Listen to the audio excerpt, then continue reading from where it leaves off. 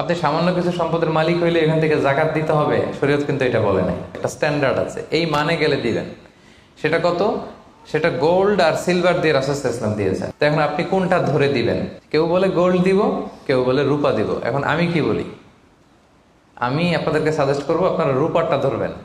অল্প আসুক না, ধরেন আপনার 1000 টাকা জাকাত আসছে, তা আপনি যদি 1000 টাকা জাকাত দেন, এটা আপনার হৃদয়ে একটা প্রশান্তির কারণ হবে না যে আমি সম্মানিত জাকাত দাতা, আলহামদুলিল্লাহ। এবং এত বড় একটা ফরজ ইবাদতের লিস্টে যে আপনি ঢুকতে পারছেন, এটাও তো কম কিসে, কি বলেন?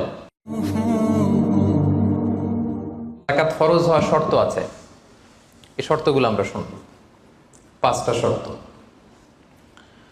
প্রাইমারি শর্ত হচ্ছে নেসাব পরিমাণ সম্পদের মালিক হওয়া, আর এটা হাওলানিল হাওল, 1 বছর থাকা। এগুলো হচ্ছে প্রাইমারি শর্ত। আরো 3টা সেকেন্ডারি শর্ত হচ্ছে আল মিলকিয়া, পূর্ণ ওনারশিপ থাকা, আর জিয়াদা, এটা আপনার অতিরিক্ত টাকা এটা হওয়া, আর হচ্ছে আদামুদ্দুয়ুন, ঋণ না থাকা। এই 5টা শর্ত আমি ব্যাখ্যা করলে আপনি বুঝবেন। 1 নম্বর হচ্ছে নিসাব পরিমাণ সম্পদের মালিক হওয়া।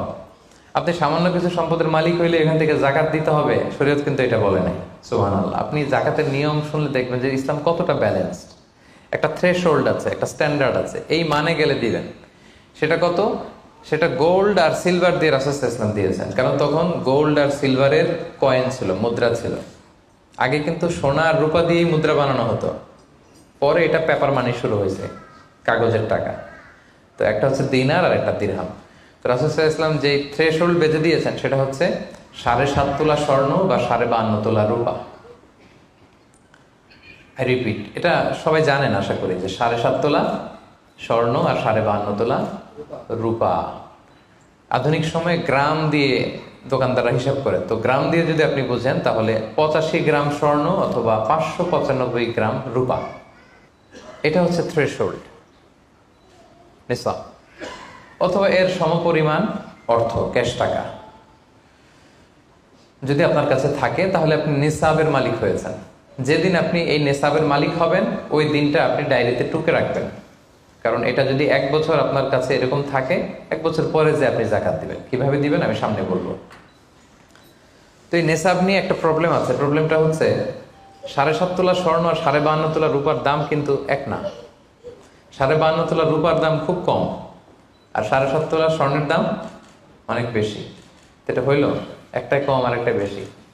ঘটনা হচ্ছে রাসূল সাল্লাল্লাহু আলাইহি ওয়াসাল্লাম যখন এই থ্রেশহোল্ডটা বেঁধে দিয়েছিলেন নিসাবটা, তখন দুইটার মান সমান ছিল।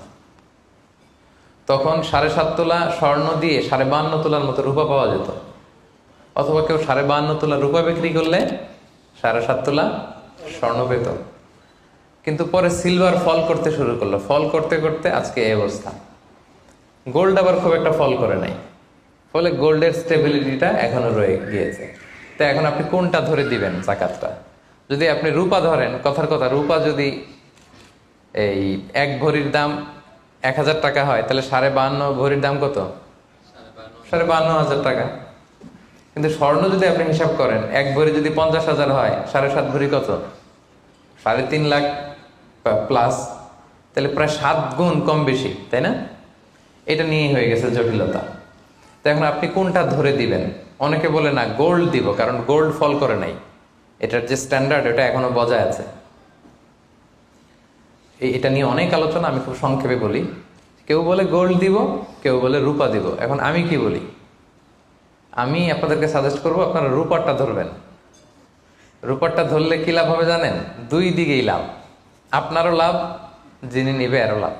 রূপারটা ধরলে বেশি সংখ্যক লোক জাকাত দান করতে হবে, তাই না? আর বেশি সংখ্যক গরিব লোকও টাকা পাবে, কি বলেন? তো 2 পক্ষে লাভ হইল না। এখন প্রশ্ন করতে পারেন, হুজুর ও পাইছে, ওর লাভ, আমার লাভ কি? আপনার তো সবচেয়ে বড় লাভ, আপনি তো সওয়াব পাবেন আখিরাতে। এটা আমাদের বেশি দরকার না, কি বলেন?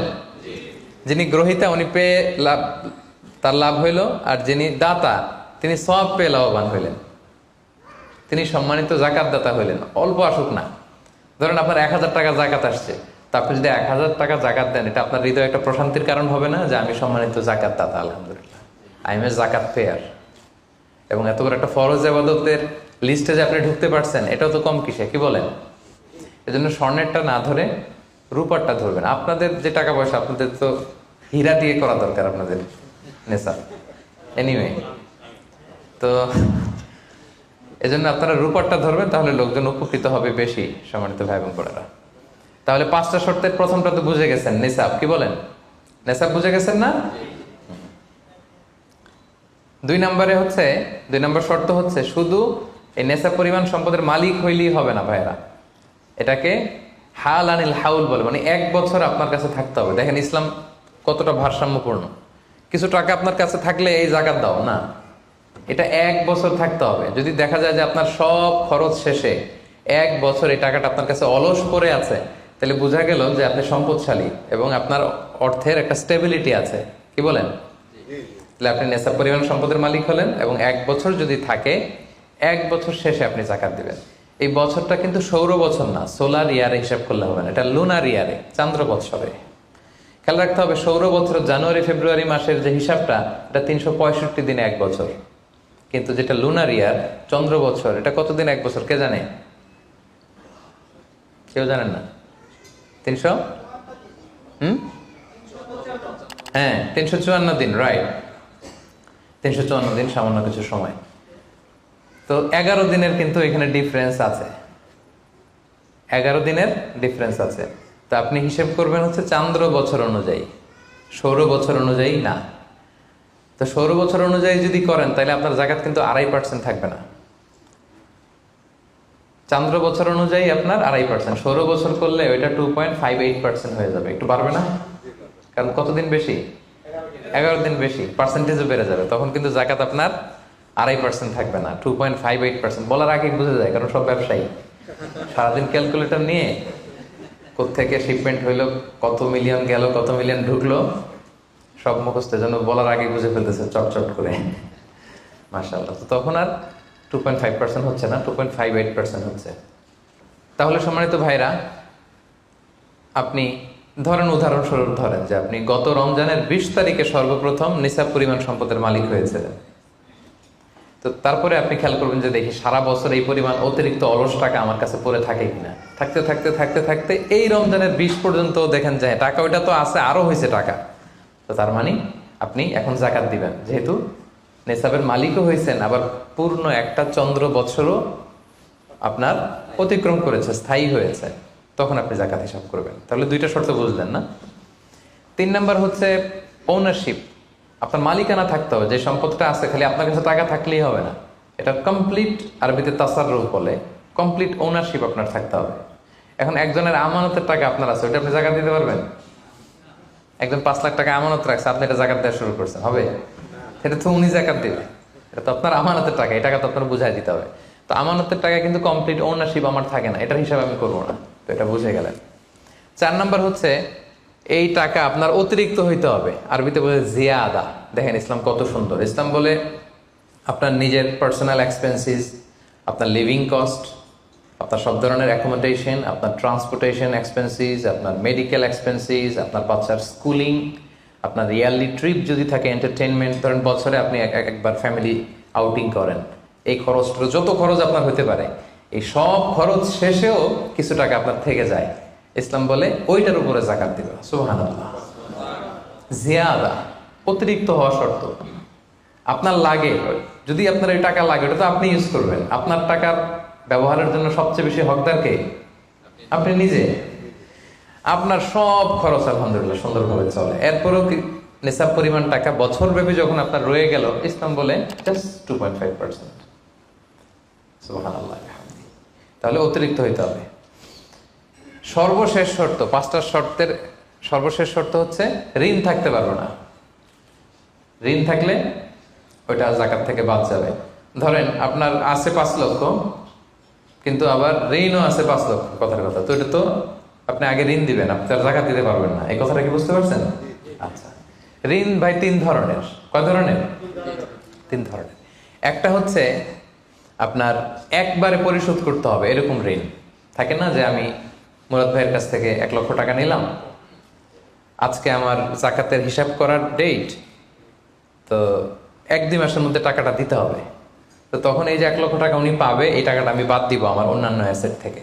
বাদ দিয়ে যদি দেখি যে না, তারপরেও জাকাত হয় দিব, আর না হলে দিব না, কারণ এটা একবারে দিতে হবে। ওনার বলছে যে 1 লক্ষ আমি একবারে দিয়ে দিব আপনাকে 1 মাস পরে, এইভাবে ঋণটা নিয়েছিলাম। তাহলে কিছু কিছু ঋণ আছে একবারে পরিশোধযোগ্য, ওকে, এটা জাকাতের ক্যালকুলেশন থেকে বাদ যাবে। কিভাবে বাদ যাবে আমি ক্যালকুলেশন করে দেখাবো। ঋণের দ্বিতীয় প্রকার হচ্ছে ইনস্টলমেন্টের কিছু ঋণ আছে, কিস্তিতে দেয়া লাগে। লেটস সে আমি 1 কোটি টাকা দিয়ে একটা গাড়ি কিনেছি, BMW গাড়ি, বা 50 লক্ষ টাকা দিয়ে আমি একটা হুন্ডা গাড়ি কিনেছি 50 লক্ষ টাকা। তো এটা আমি কিস্তিতে কিনেছি। কিস্তির ঋণ যদি হয় তাহলে আপনি কিন্তু পুরোটা বাদ দিতে পারবেন না, তখন সর্বোচ্চ 12 মাসের কিস্তি বাদ দিতে পারবেন, 12 মান্থসের, তাও এই চন্দ্র মাসের হিসাবে। কারণ জাকাতের হিসাবটা কি 12 মাসের হিসাব, তাই না? এটা একটা ইয়ারলি ক্যালকুলেশন। আপনি পুরোটা যদি একবারে বাদ দেন তাহলে তো আপনার আর জাকাতই দেওয়া লাগবে না। কি বলেন? বাংলাদেশে অনেক বড় বড় সিআইপি ব্যবসায়ী আছে, ওনারা হাজার হাজার কোটি টাকা ব্যাংক থেকে ব্যবসায়ের কারণে ঋণ নেন এবং ওনাদের ঋণ খেলাপি হয়। তো ওনারা যদি বলে হুজুর আমার তো ঋণ আছে, তো উনি আর জাকাত দিবে কি? ওনারই তো আমার জাকাত দেওয়া লাগবে এখন। কি বলেন? এরকম বড় বড় সিআইপিরা যদি ঋণের দোহাই দেয়, উনি আর জাকাত দিবে কি? উনি তো ঋণী। তাহলে উনারই কিছু জাকাত আমাদের দেওয়া লাগবে, কারণ আমরা জাকাতের 8টা খাতের মধ্যে একটা পড়েছি, বল গরিমিনা। কি বলেন? ঋণগ্রস্ত ব্যক্তিকে জাকাতের টাকা দিয়ে হেল্প করা যায়, তো উনি আর দিবে কি? উনারে দিই আমরা। ওই ঋণ বাদ দেওয়া যাবে না। ইনস্টলমেন্টের ঋণ হইলে 12 মাসের, আর ওইরকম ঋণ খেলাপি 1000 কোটি টাকা, এগুলো বাদ দেওয়া যাবে। 3 নাম্বার ঋণ হচ্ছে লাক্সারি পণ্য কিনতে যে ঋণ হয়, এই ঋণ জাকাত থেকে বাদ দেওয়া যাবে না। বিলাসিতামূলক কিছু যদি আপনি কিনেন, আপনি একটা লাম্বরগিনি কিনলেন 10 কোটি টাকা দিয়ে, এটা আপনি জাকাত থেকে বাদ দিতে পারবেন? পারবেন না। তাহলে লাক্সারি আইটেমের যে ঋণ, এটা বাদ দেওয়া যায় না। তাহলে ঋণের ব্যাপারটা পুরোপুরি বুঝে গেছেন না? এই 5টা শর্ত যদি থাকে আপনার মধ্যে পাওয়া যায়, অর্থাৎ আল্লাহ তাআলা আপনাকে একটা নিসাব পরিমাণ সম্পদের মালিক বানিয়েছেন, এটা আল্লাহ তাআলা পুরো 1 বছর আপনার এই পরিমাণ টাকা আপনার মধ্যে স্টেবল ছিল এবং এটার পূর্ণ ওনারশিপ আপনার আছে, এবং এটা আপনার সব খরচের অতিরিক্ত, এবং সবশেষে এটা আপনার ঋণের বাইরে। ওই সম্পদ থেকে আল্লাহ তাআলা আপনাকে জাকাত দিতে বলেছেন। তাহলে জাকাতের শর্ত সবার clear? Be a part of our vision. Do listen and share the khair.